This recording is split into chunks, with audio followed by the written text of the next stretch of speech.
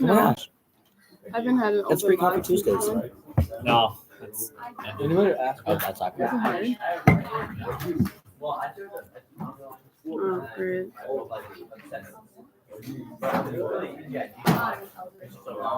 Jay, you have aspirin? I do. It's in my locker. Yeah. Can I tell you what I just heard? I heard US Camp, do you have asthma? That's what I heard. And then you said I do. And then you said it's in my locker. And then you said, can I go get it? I heard the same conversation. Can we go get it? Can you go get the asthma that's in my locker? You have asthma in your locker. Yeah. Awesome. Potter, you should Can I go get it then? Potter, you should. Yeah, will you go get me some cancer too? Yeah, I got you. Okay, Potter, procrastinate so we don't miss notes. Okay. Yes.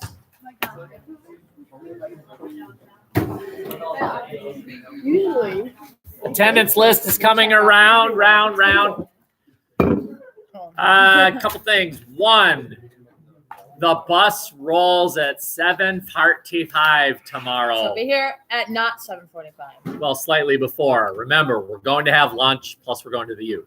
But lunch is the important part. 20 will get you anything you want. A 10 will get you by. $10 will get you a nice slice of pizza and a teeny little gelato and a cup of water. So good. It's so good. Point of tomorrow really is to just set you up for what's really going to happen second semester.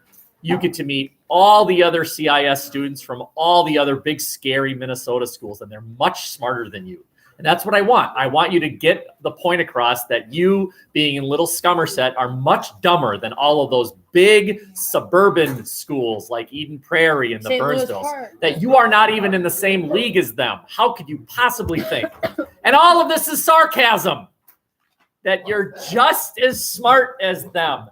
Every year we go, and on the bus ride, everyone's like, I'm nervous. They're so much smarter than us. And then afterwards on the bus ride home, it's like, oh, that was pretty cool. They're the same as us. Exactly. Tomorrow is just about you getting used to the campus itself and setting you up for success next semester. Setting you up for success. Next semester we're going to Take a tour, Yeah. and then we go eat lunch.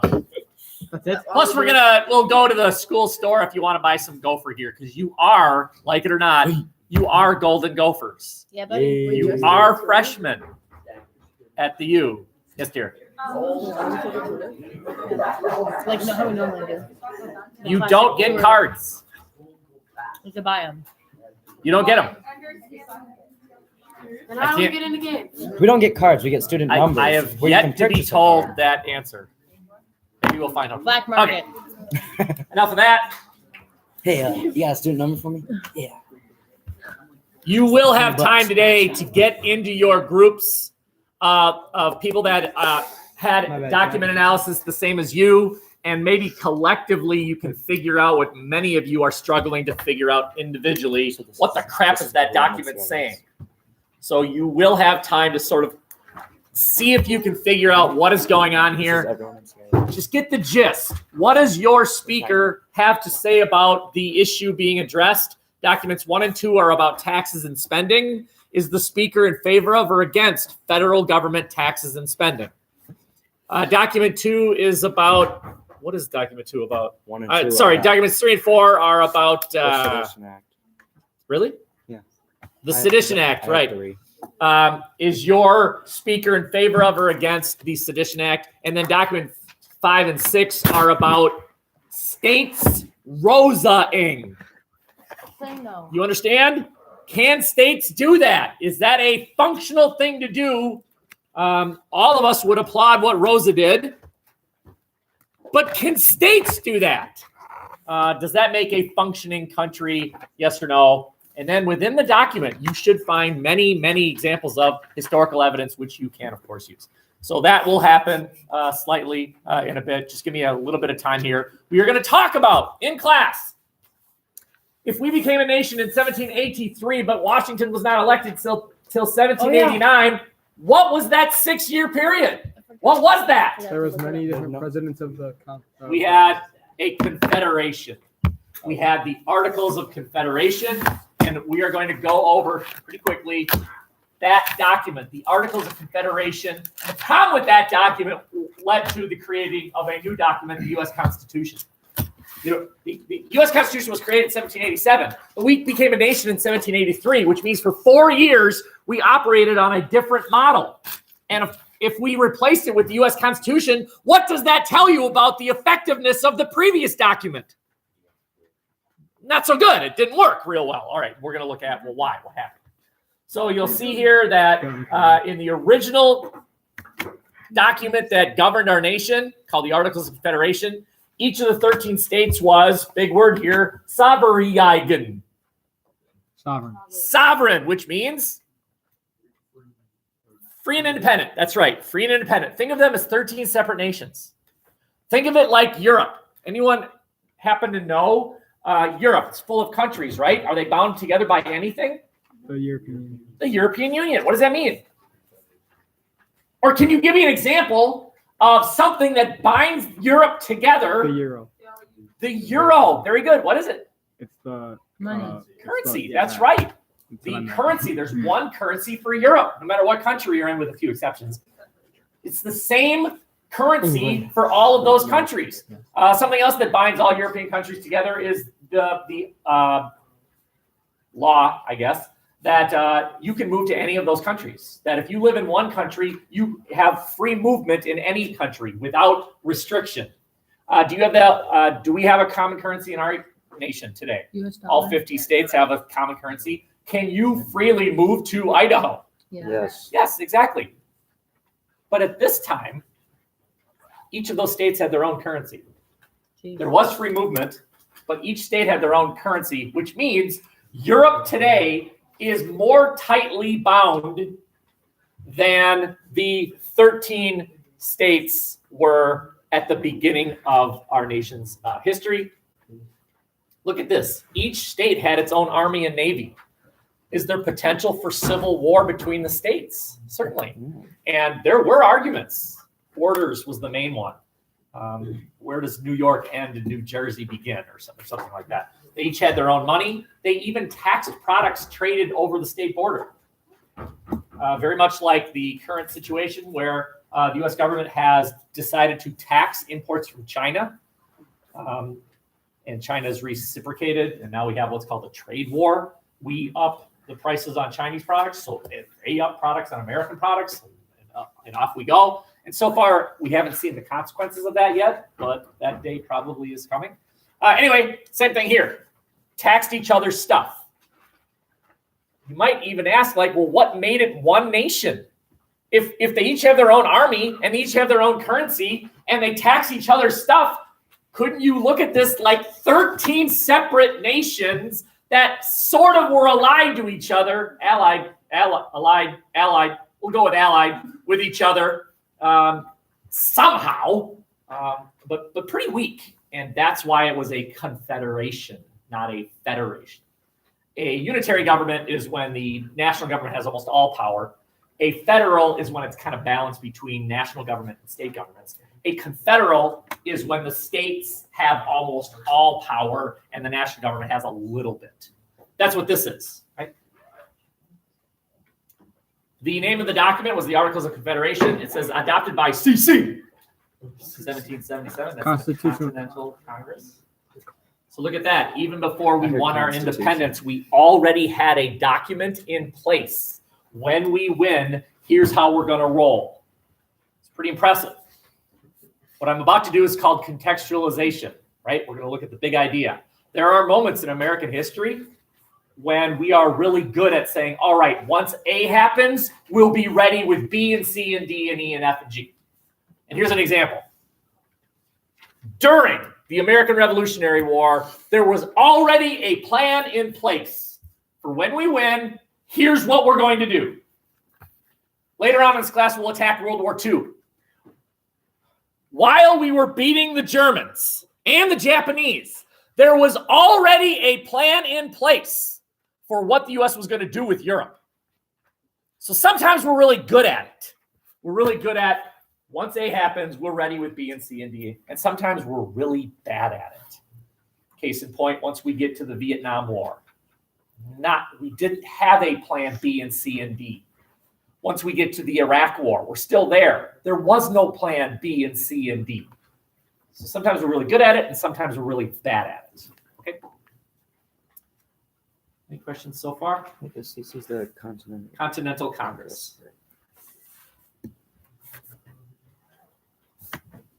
As I've said, sometimes we're really good at it. This is the border of the states. But remember, the United States goes all the way to the Mississippi River. So there's all this land out here that belongs to somebody. Who does it belong to?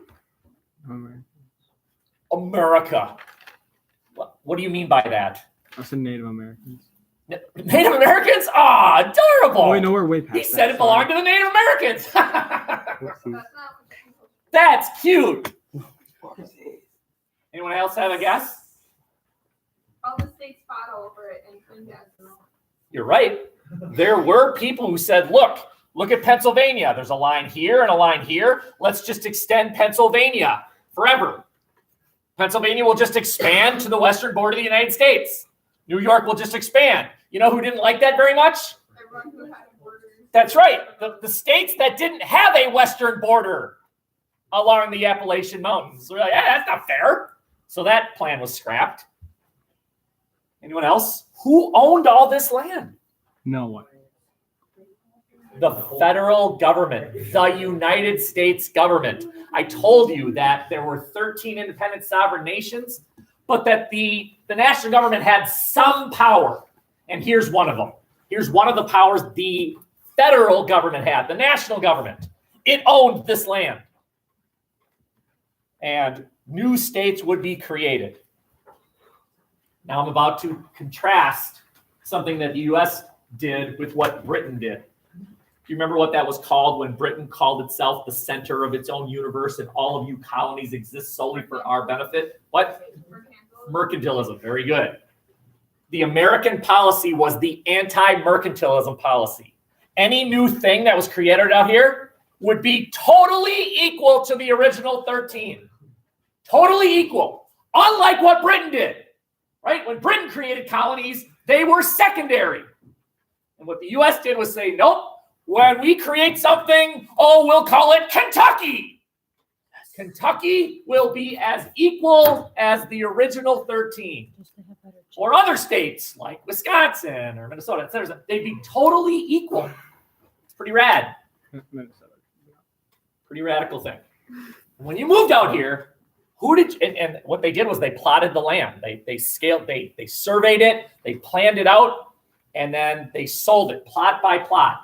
And who did you pay that? Who'd you write that check to? The United States government.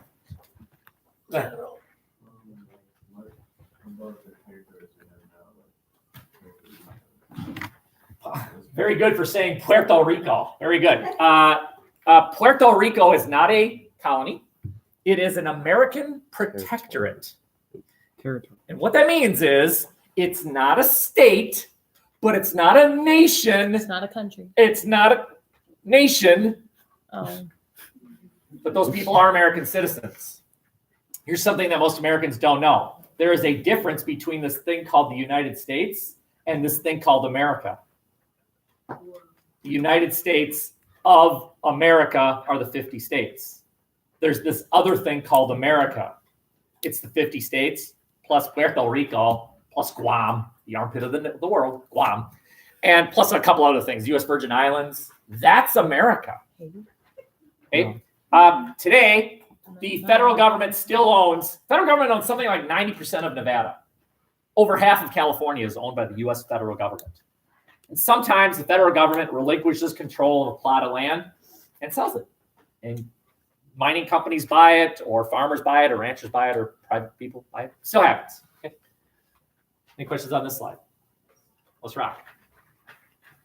We are looking at how the Articles of Confederation worked. How did it work? There was no executive branch. There was no judicial branch. That's the U.S. Constitution. There was one branch, the legislative branch.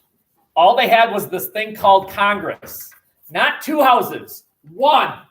Congress. That's all it is. It's this thing called Congress. And it was It was a camel with one hump. Unicameral. What does that mean? It means a government that has like a single.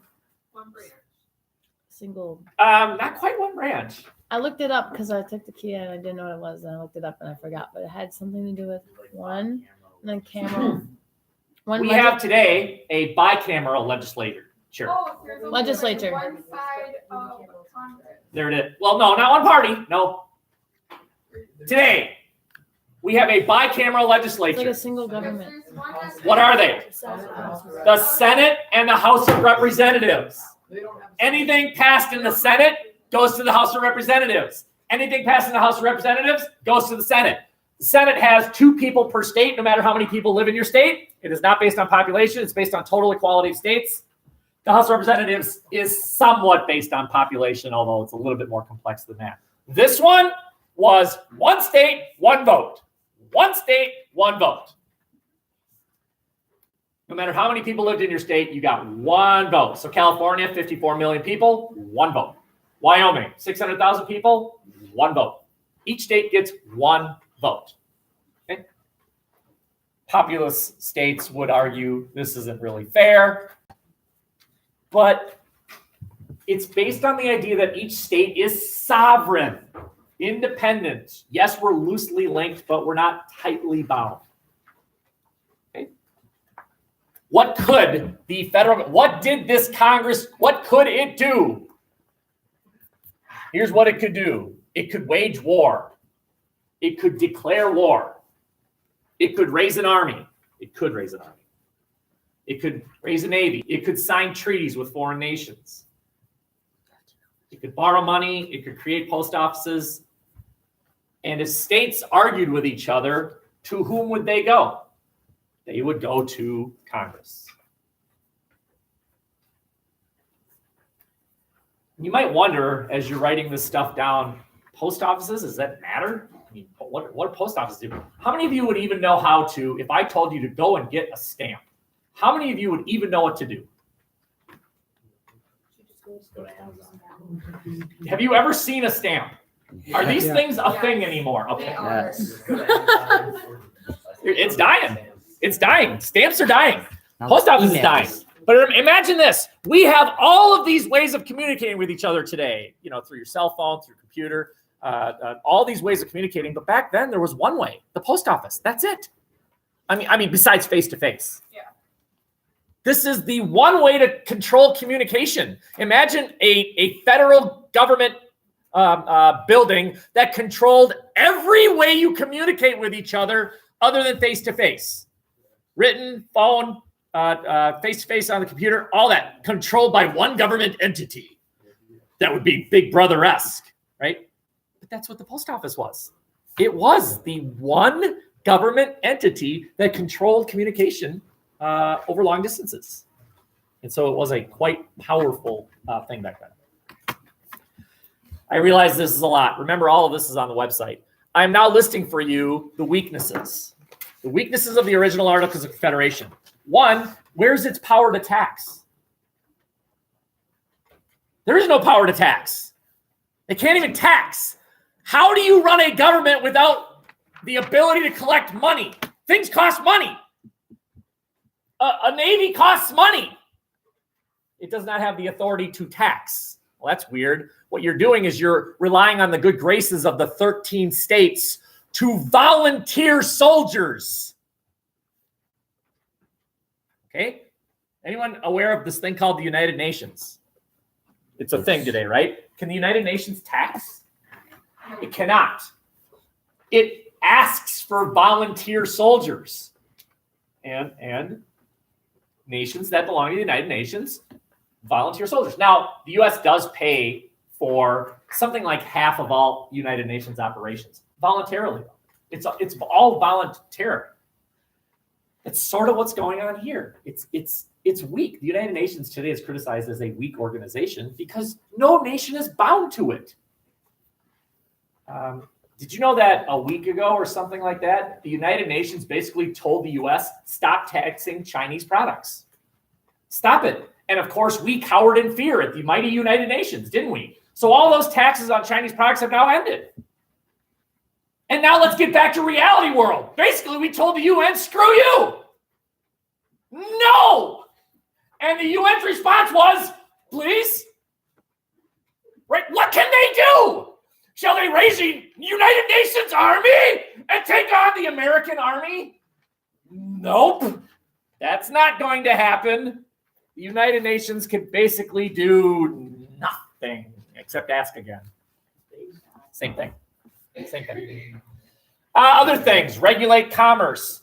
What that means is dictate the safety of products that are made. Like today, if you make a car, you have to have airbags. There's government regulation. There's no regulation on any product. So you can make your favorite new toy, bag of glass. Go ahead. No government agency is going to say, you can't make bag of glass. That's dangerous. You can make your own hot dog with the number one ingredient, rat poison. No one would stop you back then. There is no court system. There's no court system. In order to pass any law, it took 9 of the 13. 9 of the 13, which means all it takes is 5. Let's see, math. 5. Okay, 13. If 7, if 8, if 8 say let's do it and 5 say let's not, who gets their wish? The 8. The 5. Wow. 9 out of 13. Because it requires a supermajority. But what that does is it puts power into the hands of a minority. It only takes 5 of you to say no. And nothing gets done. Well, that's kind of weak. If there was an amendment made to the Articles of Confederation, all 13 had to say yes. All 13. That means only 1 had to say no. It's like a jury. What'd you say? It's like a jury where 11 say guilty and that 1 says not guilty. The jury has not reached a verdict, Your Honor, because 1 person said, I don't know. Okay. And then there is no president. There's no president. There's no one person that in a time of crisis can say, send the Marines or whatever. Okay. And then the unfairness of each state having 1 vote. So a state like California with millions and millions of people has no greater voice than the state of whatever, Wyoming. Okay. So you're looking at many of the weaknesses. The federal government here, the national government is too weak.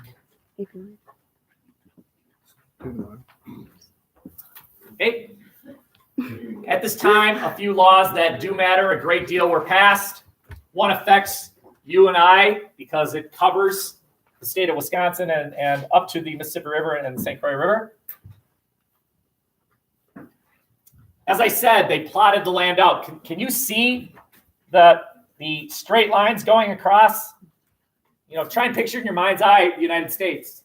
Have you ever wondered how those borders occurred? The odd-shaped things? But you'll notice that once you reach the Mississippi River, and even before that, the lines going across are almost always straight. The lines going across are straight. The lines going up and down usually are jagged, and that's because they're rivers. I know. Now, once it reaches about here, suddenly the lines become really straight. I mean, good luck drawing Colorado, right? Let's see. And then I did it, right? How many of you could draw New York right now? The shape of New York. Liar! Okay, but you could draw Colorado. And that is because when we created states from the original 13 to the Mississippi, it was dictated, the borders were dictated by this idea, and that was we'll create basically straight states that go across straight, but then the borders on the sides will be rivers, and we'll plan it out. We'll plan it out. And that's because rivers are very important at this time because that was the best way to transport goods. But once we reach past the Mississippi River, another form of transportation replaces boats as the most important. Choo-choo trains. And choo-choo trains means we don't need to rely on rivers. Therefore, we don't need to worry about where rivers are. So we can stop creating borders based on rivers. You now know why states are shaped the way they are. The original 13, crazy. Up to the Mississippi, based on riverboat travel. After that, based on choo-choo trains. Okay. Choo-choo. This law specifically was called the Land Ordinance. There was one in 1785. There was another one passed a couple years later. What it did was it plotted out this chunk of land that Wisconsin is in, and it said they would survey it. They would plan it out. It would be a well-planned territory. The federal government would do this, plan it out, and then sell it. Sell it to whoever wanted to live out there. And the money would be used to pay off the national debt. No ban on slavery originally. Now you may be wondering, what are we looking at here? So what they did was they created a 25, well, let's see, that's 30. So it's 36. 6 across, 6 down. Each of these is a square mile. And what they did was they said, all right, 4 of the 36 would be reserved for the federal government. Federal government would own 4 out of 36. Now, who knows math? Math. Just think out one out of what? Is that true? Yeah. 4 out of 36. 1/9. 1/9. 1/9 of all land in this would be owned by the U.S. federal government. For whatever reason. A national park, a federal court system later on, whatever. Okay? And then this one would be reserved for education, schools. We need an educated populace. 136. 2 years later, a new law replaced this law and said, all right, we're plotting it out and everything, but how do they become a state? And this was the law that said how you become states.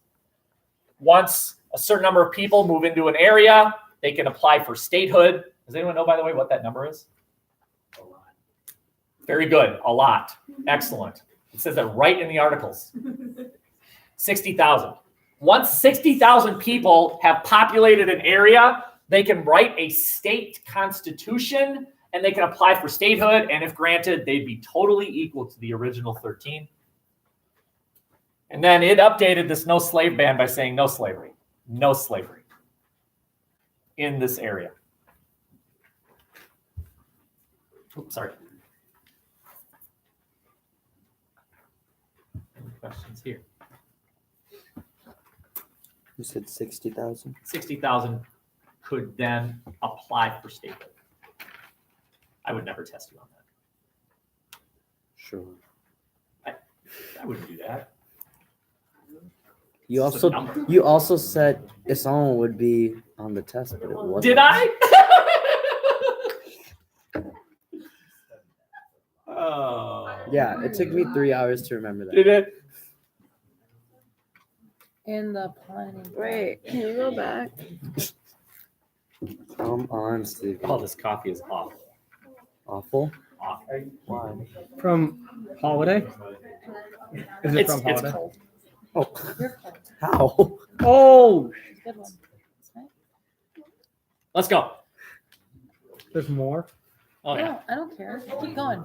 Keep hitting me with these numbers. Remember this, that when the Americans won their independence, do you think for 1 second Britain said, well, that was a good one. Oh, well, and let us go? Yeah. No. They were biding their time until they could win us back. It's like the boyfriend that loses the girlfriend. How do I win her back? How do I win her back? I know. I'll violently attack her. Basically is what Britain concluded. Okay? Mm-hmm. You are looking at something that I introduced yesterday in this. We became part of the globalization, right? We were trading. But the problem was that Britain didn't want us to trade. Do you remember what the Navigation Acts were? Navigation Acts were a series of laws that the British passed limiting American trade. They never repealed them. Even after we became an independent nation, they did not repeal the Navigation Acts, which means they believed they had the right to search American ships, even though we were an independent nation. They did not recognize that we were an independent nation. Well, we didn't like that very much. They also, big word here, annexed Vermont. What does that mean? They took it. That's right. They took it and made it part of Canada. And you might think, good. What good is Vermont and I'm not really sure I have an answer, but still, they just took it and said, well, this is part of Canada. Well, we didn't like that much. The British were supposed to abandon all these forts that were out here, and they didn't. They did not abandon those forts. So this is American territory with British soldiers in it. Well, we don't like that very much. And our national government entity, Congress, had no authority to do anything. Right? Their own government document, the articles, did not give Congress the authority to say, bad Britain, stop it. Who is that person that's making that argument? There's no champion. There's no president. It's just this group of people that represent the 13 states. You want inefficiency? Put a group of people in charge of something. You want something done? Just say, Sid, do it. And then Sid does it. You want nobody to do it? I tell all of you, do it. Because then you'll swap. An efficient government is one with a dictator. That's efficient. Right? The dictator does it, says it, it's done. That's it. Our government, you might be figuring this out, our government is incredibly inefficient. By the way, that's by design. It is intentionally inefficient. Why have 2 houses of Congress? Why? It's so that things don't get done.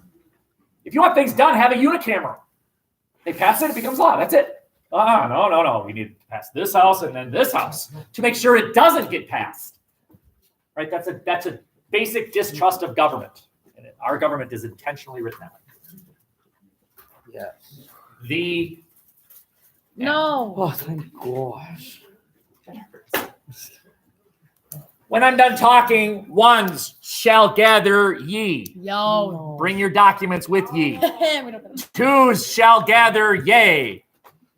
Bring ye documents with ye. Yea. 4-minute break. Threes shall gather thee. Bring documents with thee.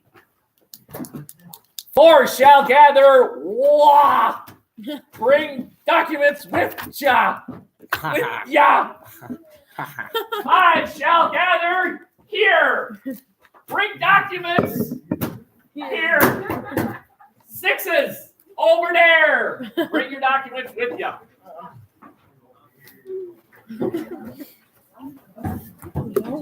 Got it. Your goal. You have plenty of time here. Your goal. Try and understand what your document is saying. My suggestion is, within your group, subdivide into pairs, break the document up into paragraphs. You and your partner read the paragraphs, see if you can figure out what its argument is, or if it is providing an actual example supporting the document's argument. Okay? Tomorrow we're obviously going to the U. Thursday is when we will be reporting out, and I will be here listening and seeing if you can figure out these documents without my guidance. Can you If video- noticed, I really haven't done much. Can you videotape both? Wait. Never mind. I'm gonna be here Thursday. Get out of here. Ow. Pinch me. Did you do this? No. Anyone else need the documents? We're here yesterday. Anyone else need the documents? Oh, you're just stuck in it. Yeah, you filled up. And then drink it. And then I'll be back. Keep looking, I'm in Oh, this. right. Right. So Jed here just pointed out that some of you will be gone Thursday and or Friday helping out some kids, I believe, at the middle school. And that's fine, one or the other. I would suggest one day or the other. And I think some of you had a plan where you were going to come to class like Thursday At 2:10. at 2:10. And Ms. Collins said that's totally fine. And then just watch any like live recap On Friday. online for Friday. Okay. And she's cool with that. I'm cool with that. Thanks, schedule, for allowing us to be flexible, right? Okie dokie. Okay. come to class Thursday at 2:10. Watch the video on Friday if you're going to help out the retreats. Right? Rest of the hour is yours. The goal is, what does document say? Boom. He said the first couple of paragraphs didn't matter. Yeah, I know. And all I did was analyze the first couple paragraphs. It's this side that matters. It's talking about, he told me that it's about Hamilton talking about Jefferson Oh, it's in a negative way. I don't know what he's saying. It's recording us. understand this? I didn't know if it's recording, let's just take it down. And Peace out. you sure? Yeah.